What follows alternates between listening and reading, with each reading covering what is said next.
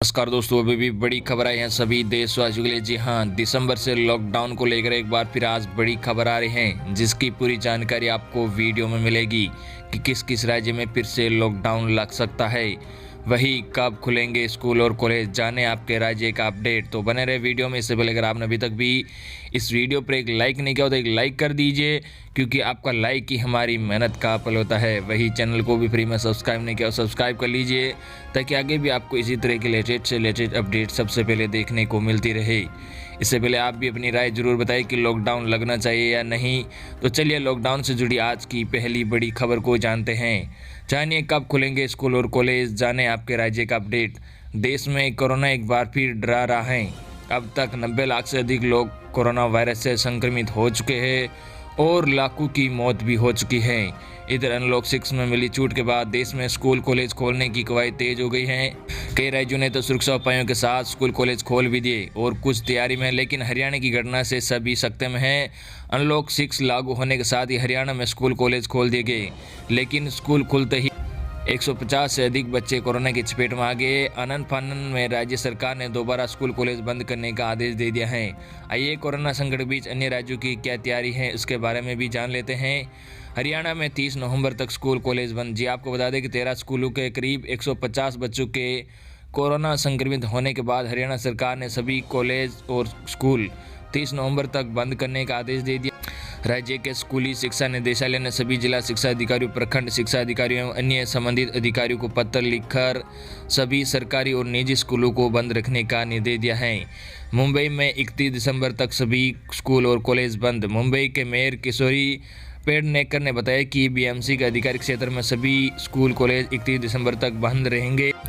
उन्होंने बताया कि यह फैसला मुंबई में कोविड-19 के मामलों की वृद्धि के मद्देनजर लिया गया है।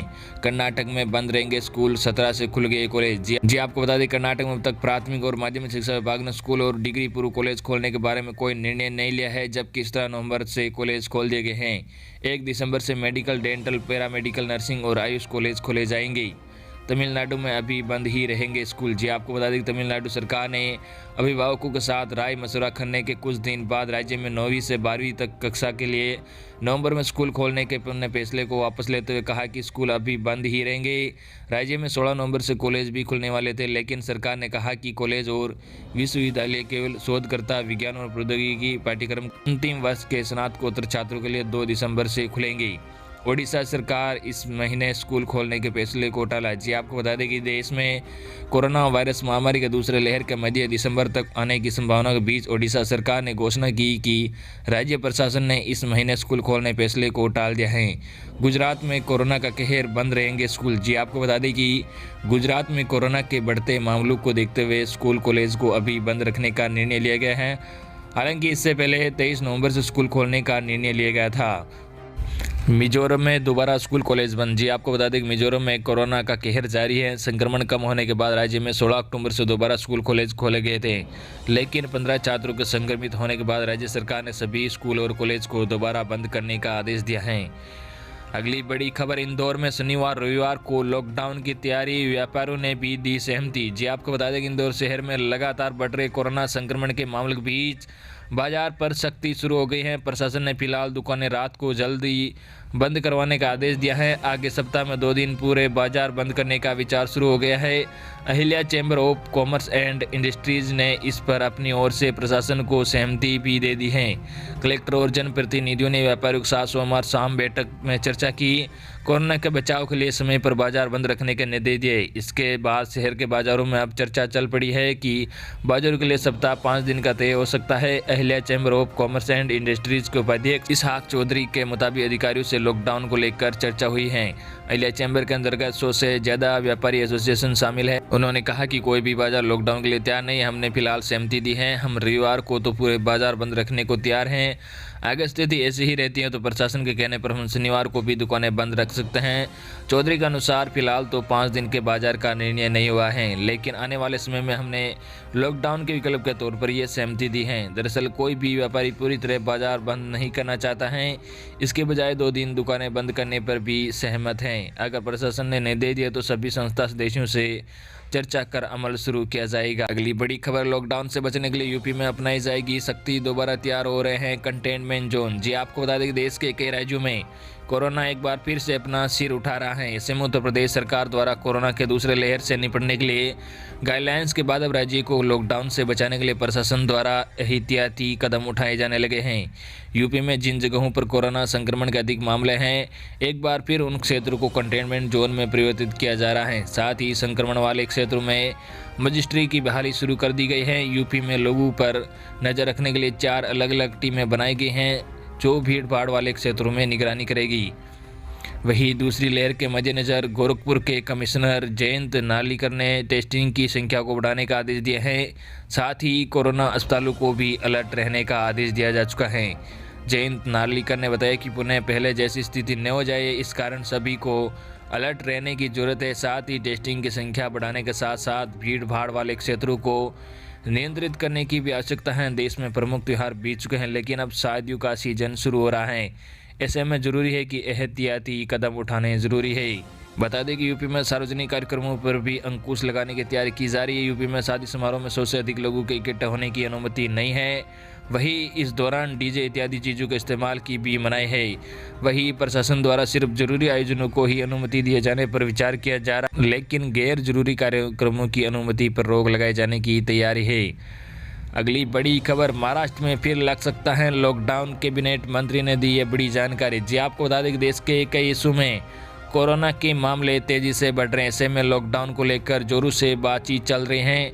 इस बीच महाराष्ट्र सरकार में कैबिनेट मंत्री विजय वेटिवार ने कोरोना वायरस के बढ़ते संक्रमण और लॉकडाउन को लेकर बड़ी बात कही है। क्या महाराष्ट्र सरकार फिर से लॉकडाउन लगाने जा रही है? इस पर मंत्री वेटिवार ने कहा कि सरकार अगले 8 दिनों में इस बात पर फैसला करेगी।